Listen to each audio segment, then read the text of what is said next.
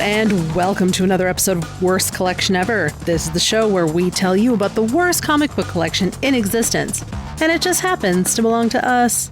I'm Jen. I'm Sean. Happy New Year. Well, Happy New Year for us. It was Happy New Year last week. Well, yes, but we had taped prior to the New Year. Yeah, so it's Happy New Year for us, regular ass week for you. So there you go. But welcome to the podcast. We will be doing another fun comic. I never know what to say sometimes. I don't know. What do you want to talk about? Well, actually, the only thing I wanted to bring up was we watched Madam Web yesterday. Oh, man. And that movie is every bit of confusing and it doesn't make any sense. Bad as and it looks terrible. And it looks awful. It's very much on the border of a movie that would have came out in like 2003, which is when the movie is actually set. Because here we are in 2025 and this thing just looks like crap. Yeah, it did look pretty bad. There is some stuff that I think looks okay. Sure. I will give that credit. I think actually I do like the villain. I think his name is Arachna or something. Sure. I don't remember his name. All I kept focusing on was that poor actor who got dubbed. Yeah, that's really weird. That's really weird that they couldn't. And it was a weird ADR too. Yeah. Like why? I don't understand. Like this actor is clearly a guy. Like he looks like he's from, he's Latino. Yeah. He's from like South America or whatever. He probably has an accent. If he has an accent and you hired him to act because you watched him act on something else and using his real voice and you were like, hey, you know what? Maybe we should have this guy audition or whatever. Yeah. Like, why would you feel the need to dub it? Do you think that's like a studio note? Oh, no, it's 100%. If it's just like, oh, no, Americans are too stupid. They won't understand accents. And it's like, we're not. I mean, come on. That's their problem if they can't fucking either A, turn on subtitles or B, pay attention.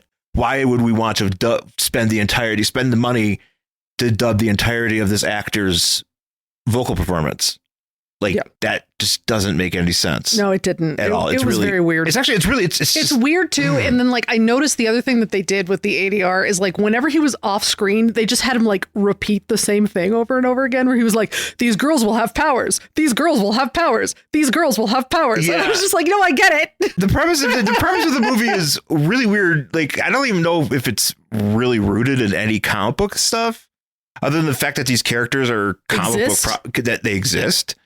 Because Dakota Johnson is Madam Web, and her mother was bitten by a spider in South America because the mother was trying to find a cure to save her from muscular dystrophy or something. I don't know if her mother was actually like a spider person. I'm assuming her mother was some sort of spider scientist because she kind of knew off the bat. It's like, hey, yeah, she was like, oh, my baby's gonna have whatever. I don't even remember what it was.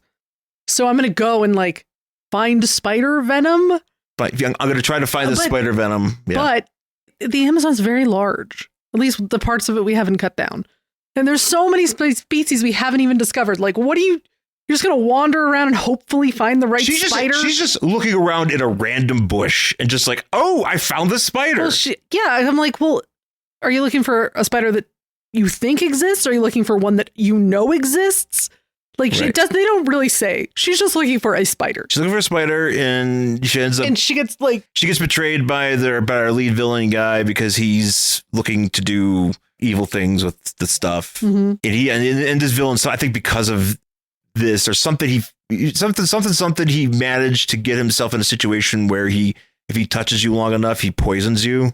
Yeah. So there's that. But he's trying to like either preserve or reverse that or something. Something. Honestly, it doesn't really matter. It doesn't matter. What matters is we have a scene in a diner in the middle of fucking nowhere. I'm assuming the Hudson Valley somewhere because they're in New York, where a bunch of teenagers dance on a table like it's a fucking bar. I'd be like, it's 2003.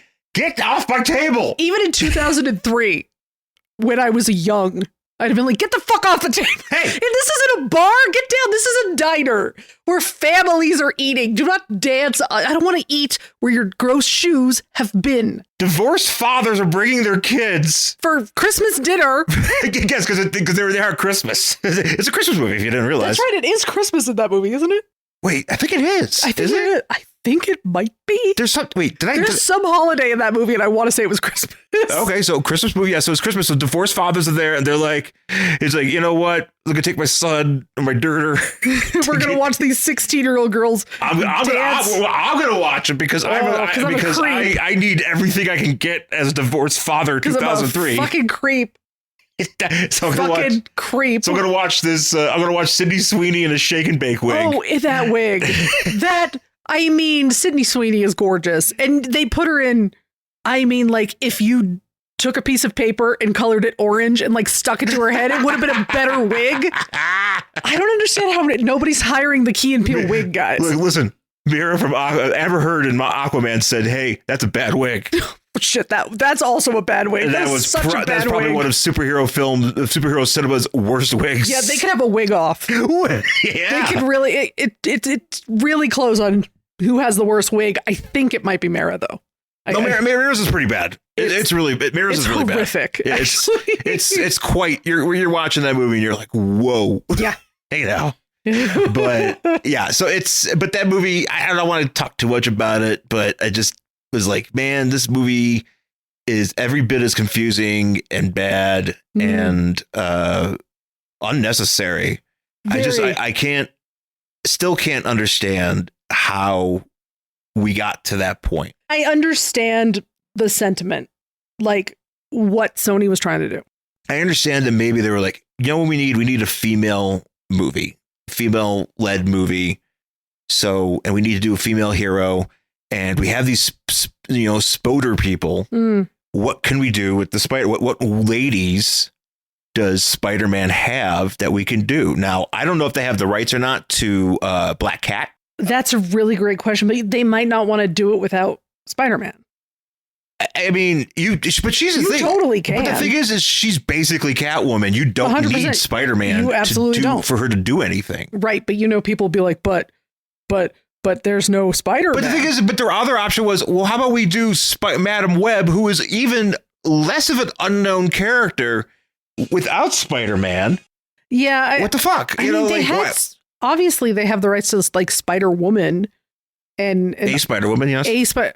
Do that movie. Look, you want to give me a Sydney Sweeney, Rachel Carpenter Spider-Woman movie? Great. Great. I'll be there, and she could shoot her psi webs, and she can.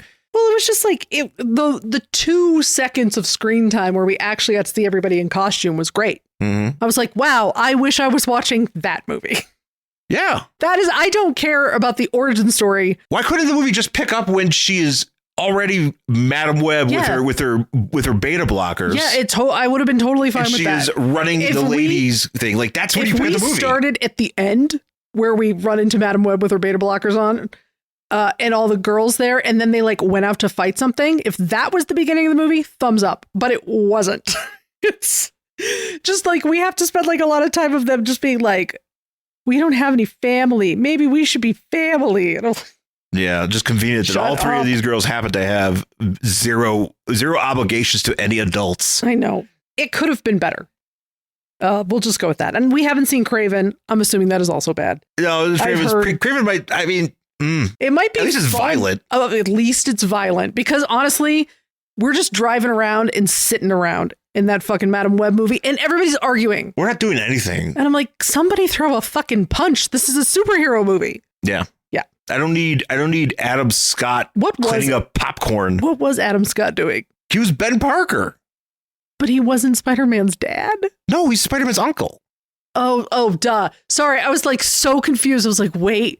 Why is Adam Scott? Why is he so young? He hinted at an Aunt May being in his life, but they didn't say it. That's probably why I was so fucking confused, because he's talking to Peter's mom. Yes. Who I'm assuming is his sister.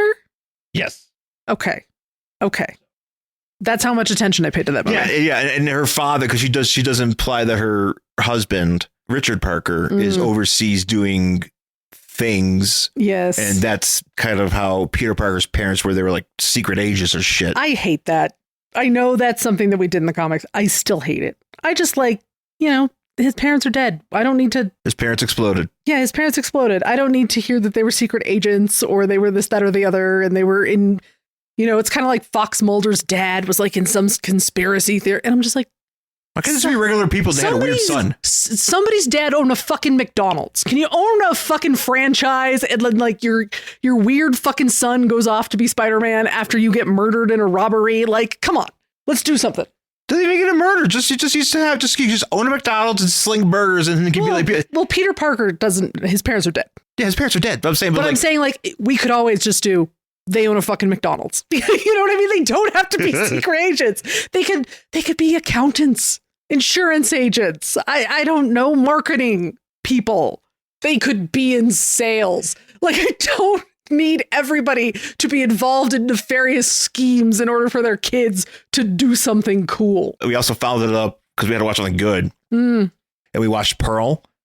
Yeah, that was fun. I'm interested to see Maxine. Where's the thing about Pearl is that it's not like X. So there's a trilogy of movies that Ty West made. Mm-hmm.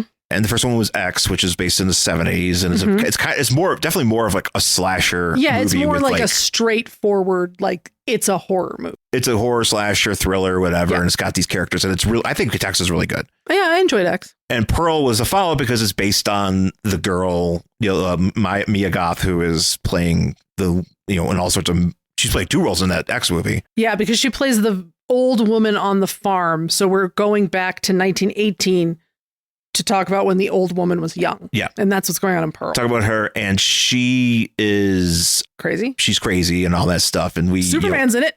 Well, I was going to say, so we're watching this movie and it's not as good fine. In terms of like having like actual like thrills. Yeah. And shit like that. It's got definitely more of like a weird psychological stuff. And I do appreciate that. And it's also kind of stylized too. 100%. Like just the way everything kind of looks. The colors are a little too vivid. It's almost like, I want to say Wizard of Ozzy, if that makes any sense whatsoever. Like, it's kind of like we're trying to get that aesthetic, but in this nightmare scenario. Does that make any sense?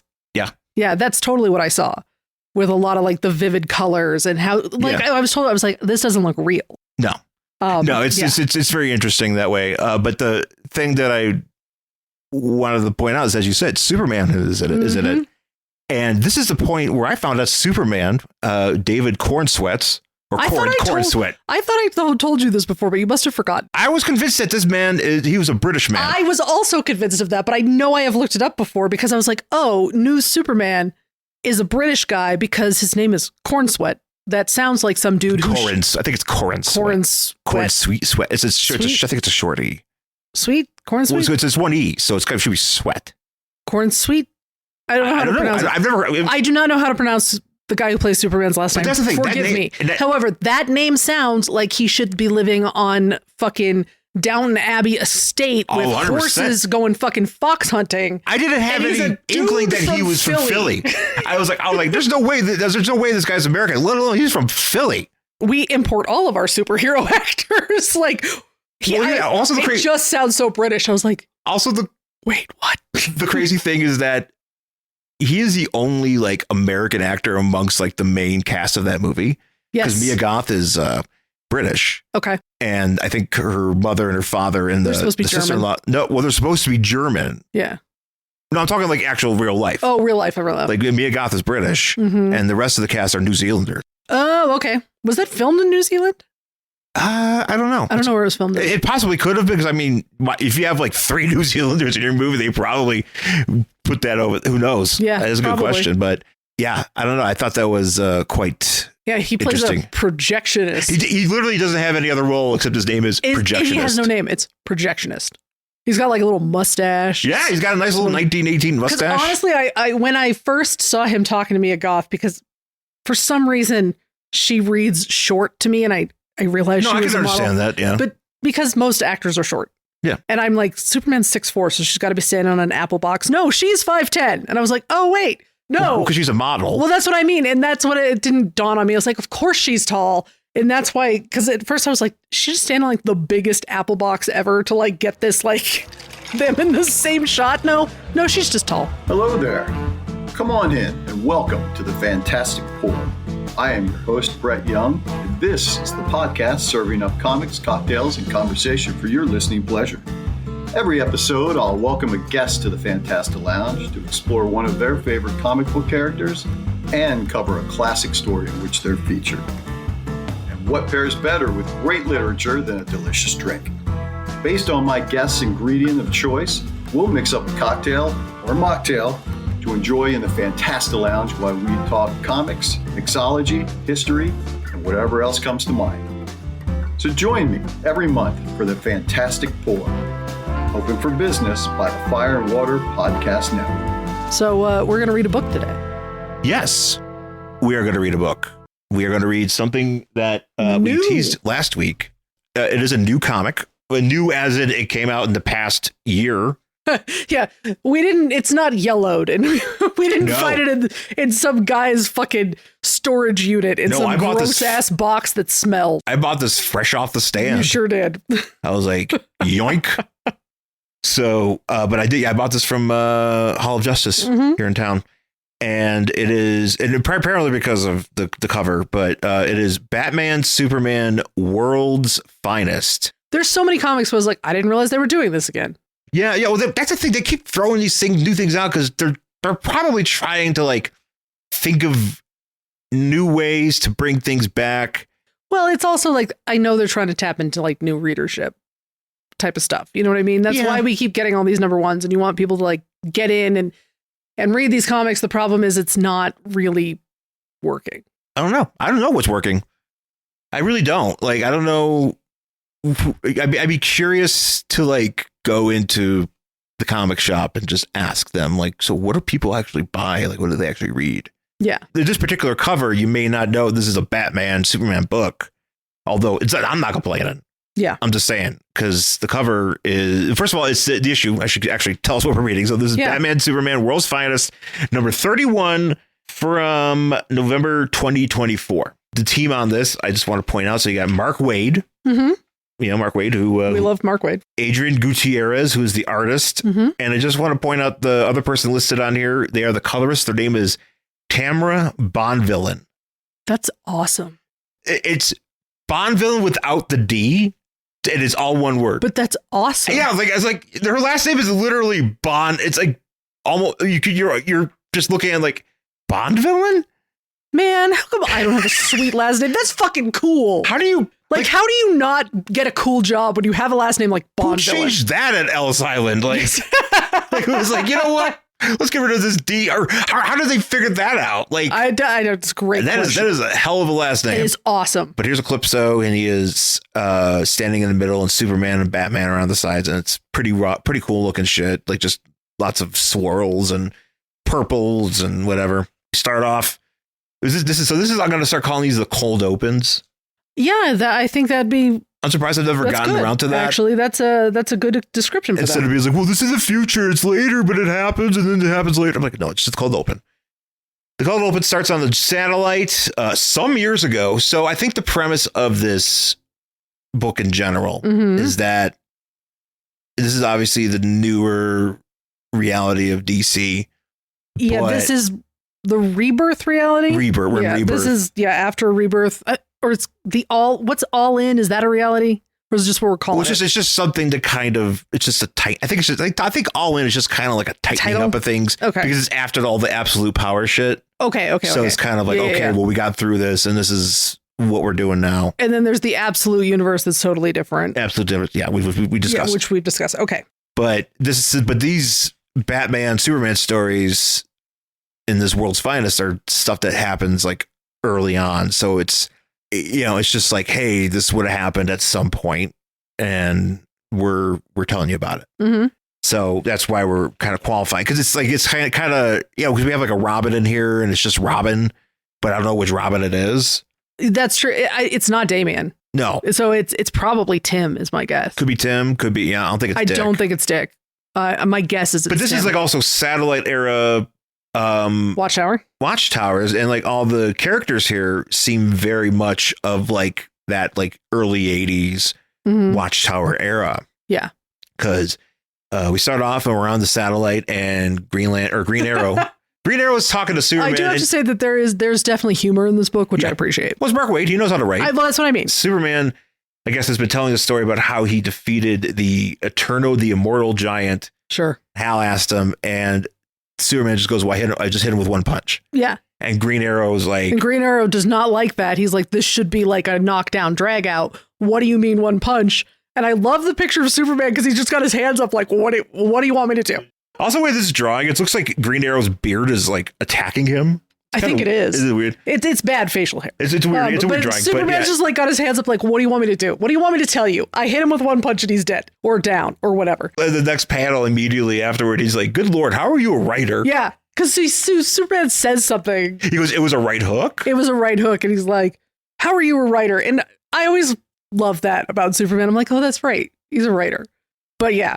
So Red Tornado, Sean's buddy, is here. Wait, so because there's a reason why we're on the satellite, why all these heroes are. So we want to look at the eclipse. One point here. So we got Superman, Green Arrow, Green Lantern, Atom. Red Tornado, Elongated Man, and Black Flash. Canary. Did I say Black Canary? No, okay. I don't so know, Black I don't Canary. remember. Yeah, well, they're all there. Yeah, and so they're all gonna like look at this eclipse from the Watchtower, which would probably be pretty sweet. The eclipse happens and Superman's like, wow. And Elongated Man's like, don't you see cooler stuff? And Superman's like, yeah, but this is really cool. But unfortunately, when they turn around, people have turned into Eclipsos. Right. They've been eclipsified. Yes. Which I'm assuming is now a word. Green Arrow, green. I think it's just eclipsed. I made it up. I mean, it might as well because eclipse could be used for other stuff. So we'll just say eclipsified. Eclipsified. Green Arrow, Black Canary, Green Lantern, and Atom. Yes. Have all been changed. So and now they're going to fight everybody aboard the Watchtower. So we have these two, the eclipsified people versus the non-eclipsified people. And now we jump back to a day earlier. By the way, the story officially is called Shadows Fall. Mm-hmm. It's part 1. I find this very funny.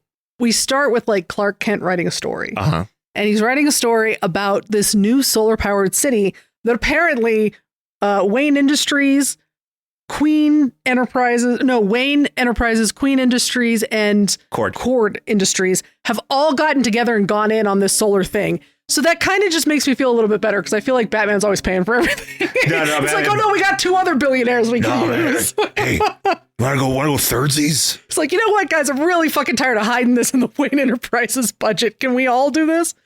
So they build this like super powered solar city that's supposed to be like a test to get humanity off fossil fuels.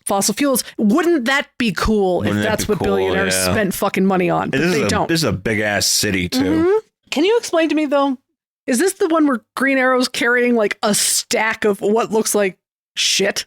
TVs? Yeah, well, him and Black Canary are carrying a bunch of stuff. Black Canary has powers. Green Arrow doesn't. How is he carrying? But Black Canary doesn't have superpowers or like strength. I thought she had like enhanced strength.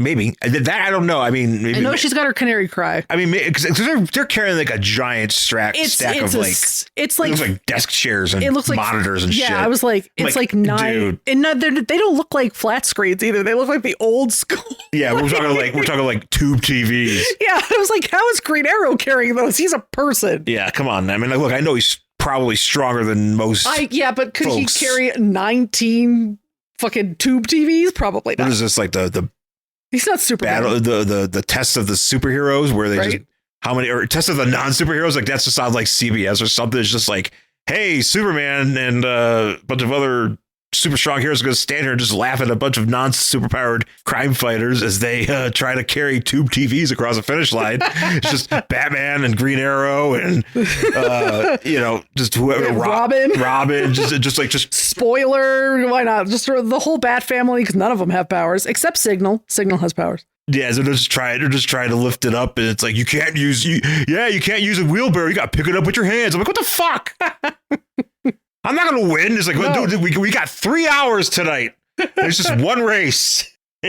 We We got nothing else to do. CBS, we got nothing else to do. Oh, well, that's kind of CBS's model. Actually, I think their elder audience would probably appreciate just standing there watching Batman and Green Arrow struggle to lift tube TVs. I think they would. I think they just appreciate seeing tube TV. Yes, it's like, look, it's a tube TV. Yeah. We used to have one of those. We used to have one of those. Those were happy. Yes, I know that young old man is kind of having a hard time. Young old man. Well, because he's Batman. He's been around forever, but he's somehow. So actually, I think I read this really funny quote about Ariana Grande. Did you see this?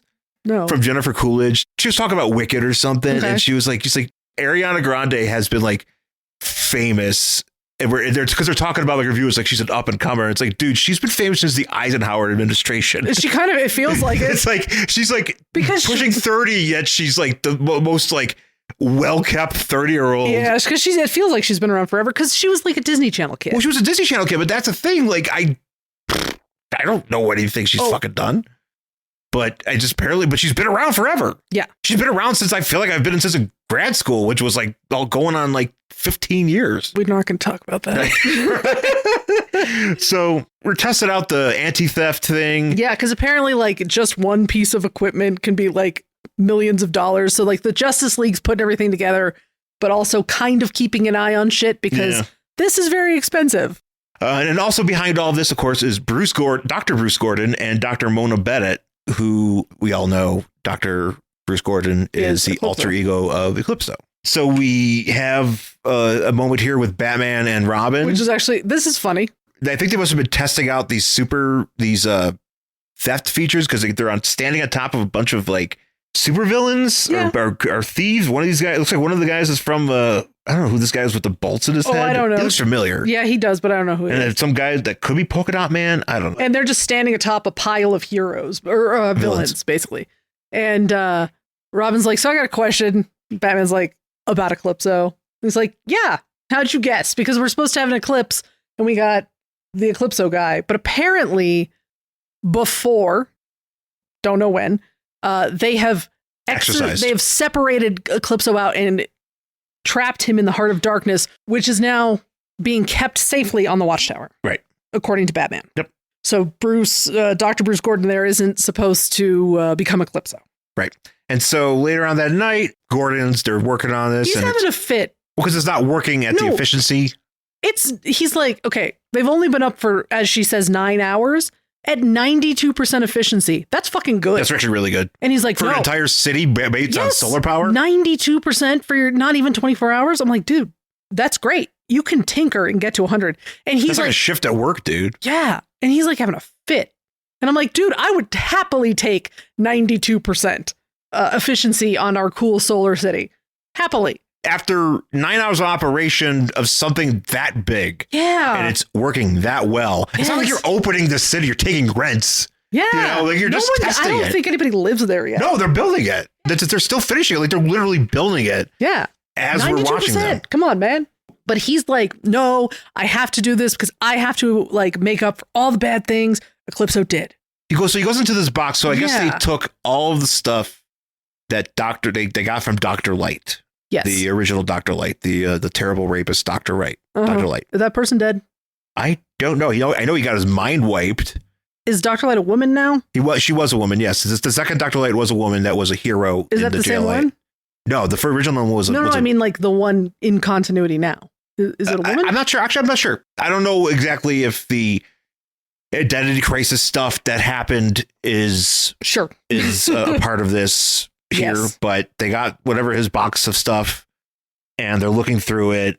And, Mona, his wife is like, or his girlfriend or whatever is like, hey, we've already done this. Like, could you just like give it up? Like, we're doing really well. Yeah. Like, let's just chill out.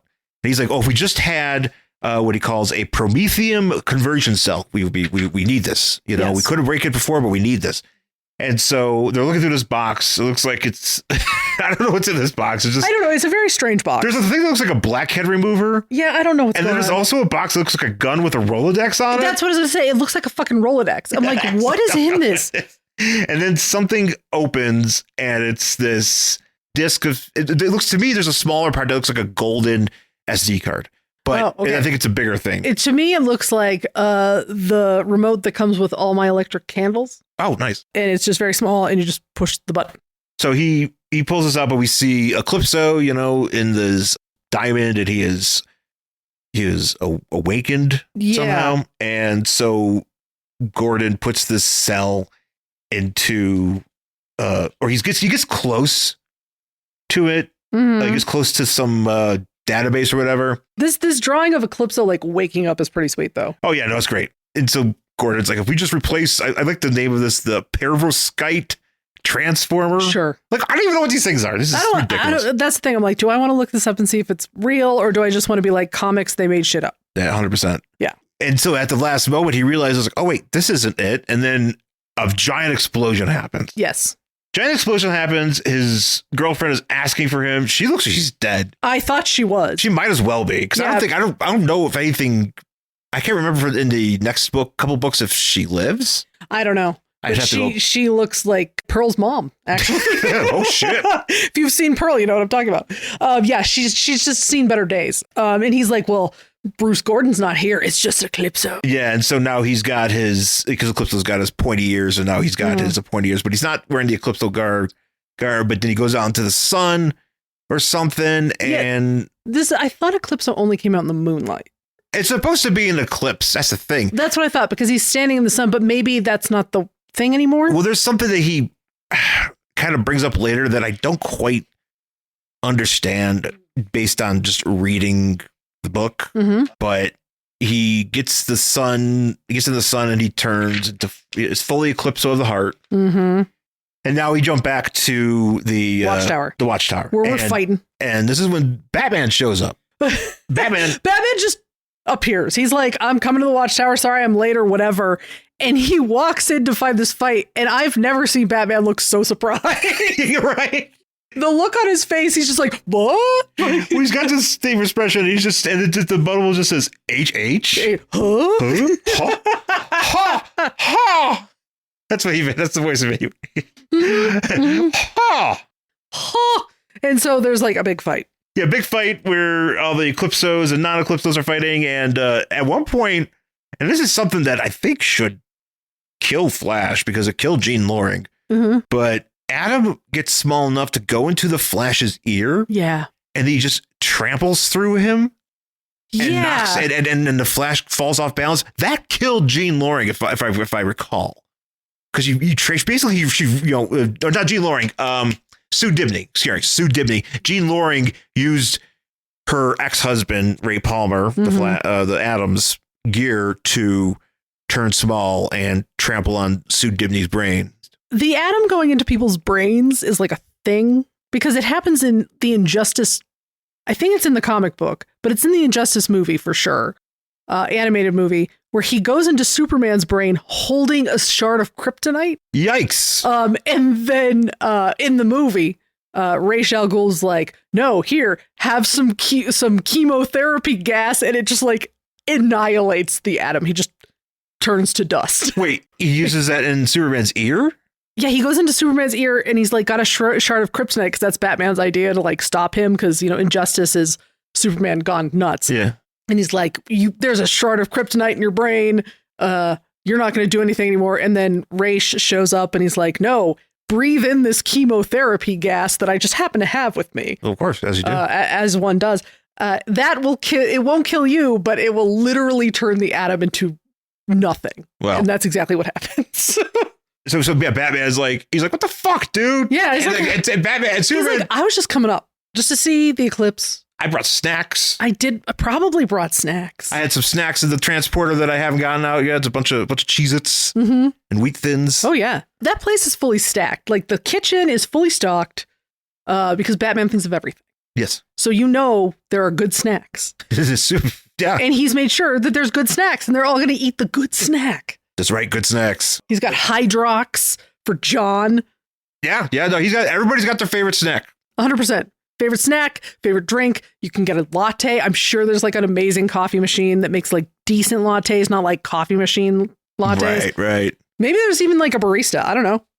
Somebody goes up there every day to go to work. I would actually learn to be coffee if I could make coffee if I could become like the JLA barista. Yeah, seriously. There's probably a coffee shop in there, right? Oh, 100%. I mean, there's a cafeteria. There should be like a coffee counter. I would work on there. I mean, they have to have people working there. Well, they do. That's the thing. It's in one of the episodes of JLU. Yeah, because you're like a janitor or a maintenance guy or apparently a coffee person. Coffee guy. You were, because they need people. You're the guy on in the middle of the hallway selling Dippin Dots. They got a Dippin Dots card up there. Yeah, it's just a guy, just a person who's like, I'm the Dippin Dots guy. I feel like Superman would really be into Dippin Dots for some reason. Because that's why it's there. Because Superman's the only one that wants it. He's like, I love the ice cream of the future. I love Dippin Dots. And Superman is the guy who goes to the Dippin Dots cart. He's every time he sees it. The one guy. The one guy. I've never had Dippin Dots. You know that? I maybe did once by accident. I don't know. Ice cream of the future or whatever the fuck it's called. He's like, I love these things, so we're gonna have a cart up here. Yeah. I don't care. Honestly, somebody needs to just illustrate like every single time they're on the Watchtower, just Superman eating Dippin Dots. This is my favorite snack. Ooh, I love it. And I don't need to eat and I can't gain weight. I just like the taste. Like the taste of Dippin Dots. I just like the taste of freeze-dried ice cream. Or whatever the fuck it's. I don't know what the fuck Dippin Dots are made of. It makes me feel like I'm the future. Yeah. That's how the next Man of Tomorrow eating Dippin Dots, the ice cream of the future. That's how the next big time-based crossover is gonna happen. Is that Superman's gonna eat some Dippin Dots and like somehow break the time-space continuum. Yeah, maybe him and Flash will have a contest to see who can eat them the fastest. Without getting a headache first. Without getting a headache, yeah. And that breaks the time continuum. That sounds good. And then we have, I don't know, instead of Flashpoint, we have Freeze Point or something, whatever the fuck we're going to call it. Dippin' Doom. Dippin' Doom. I like it. Or Doom. I don't know. I like Dippin'. I was going to say Doom Dippin', but Dippin' Doom is good Doom Dippin's good too. All right. So, let's pitch that. All right. Anyway, so Superman is like, Batman's like, what? And Superman's like, dude, look at their faces.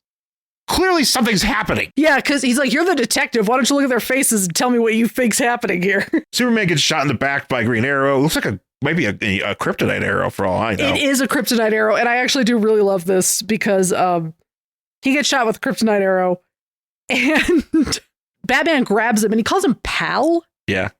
And then he's like, you don't hear. He's like, sorry, pal. You don't hear this very much, but this is going to hurt. And you see him ripping the arrow out of his back. I'm just glad that thing didn't get stuck in him. Yeah. Oh, that would have been terrible. That could have been the end of Superman. Yeah. And Ralph is telling Red Tornado, because Red Tornado is an android, so he's not affected by any of this shit. Mm-hmm. He needs to go and track down wherever Eclipso is. And so he goes to find Eclipse. He finds Eclipso. And well, as this is happening, this is kind of where we get some of the explanation here. Mm-hmm. Because Ralph is like, what the hell? Like, what's happening? Like, we had Eclipso trapped. Mm-hmm. And Eclipso's like, no, I trapped Gordon. The Black Diamond has a golden twin. Once energized, they are linked. Is this new to your knowledge? To me, yes. I didn't know he just had a golden raisin version or whatever. Or I'm just thinking like there's the golden raisins and the dark raisins. Yeah, it's like a box of raisins. It's like Eclipso's like a mixed box of raisins. Gross. Yeah, and the way you defeat him is you put him in coleslaw and nobody eats it. Oh God, no. Fucking coleslaw or potato salad like a fucking lunatic. That happened once at a wedding. Ooh. And it was probably my worst nightmare. I never. It's only happened twice in my life, but that's the only that once was even enough. It never dawned on me that anyone should ever put those things in. Apparently, white people love raisins and just putting them in things. I understand putting them in a cookie or like cover them in chocolate. Yeah, or a muffin. Cover them in chocolate. That's totally cool. But a bread. Bread's as far as I'll go. Yeah, but what else? Do not pair them with other vegetables. Like, why are you putting them anywhere near mayonnaise, man? What are we doing? Don't put them in your eggs. No. Let's stop this. Why? Yeah. Maybe that's what happened. Maybe like Bruce had a salad and he had like a bunch of like gold different colored raisins in his salad. And that's how he's like, oh, he's gonna love the salad. It's like, oh no, Eclipso's back. Yeah, and he's like, that's how Eclipso snuck into the other diamond or whatever. So he somehow put this artifact or whatever into Bruce's purview, and that's what happened. That's why he got whatever. get fixed.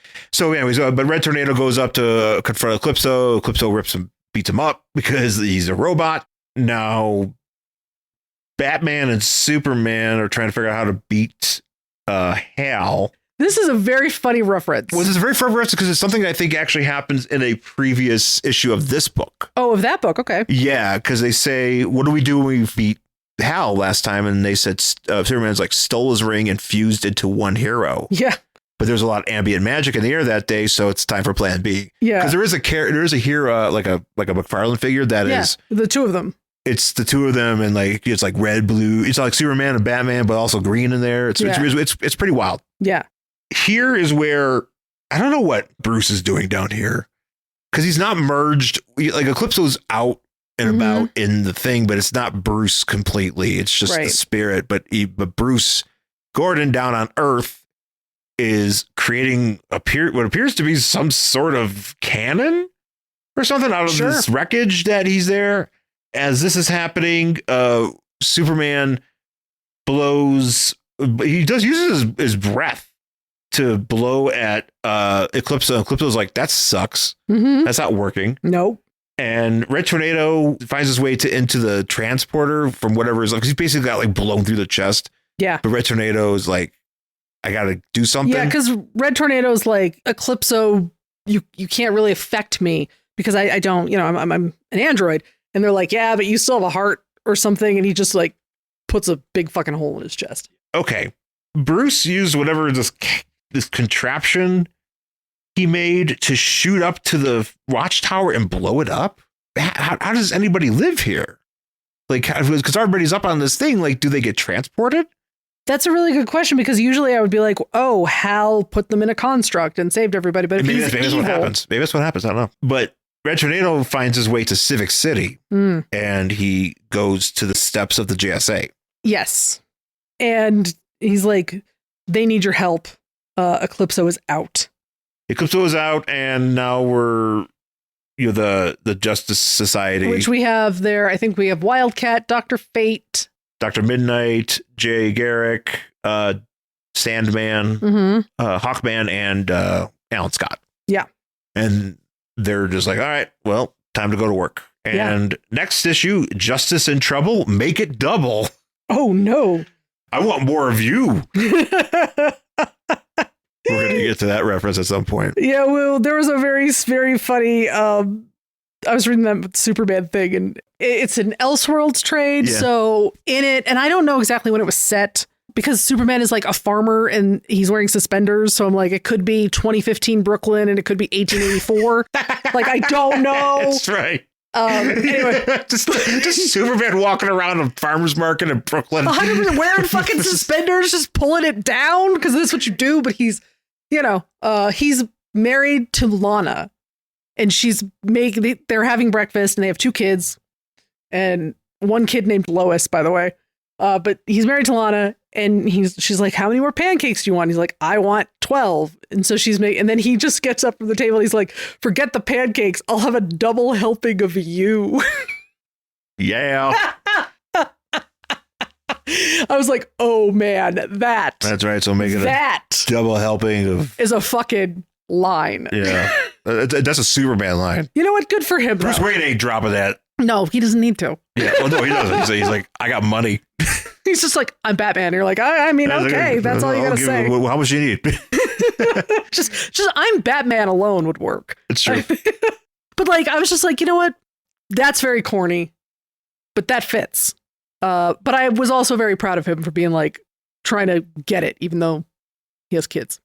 Yeah, well, hey, you gotta get it. He is a man that can do many things. Getting back to the book, though, at least next issue, we're gonna have a double helping of Justice League or Justice Society adjacent folks going on. A double helping of justice. Justice. The common thread is justice. Yes. Get ready for that, because I don't think it's next issue, but I think the final issue of this run.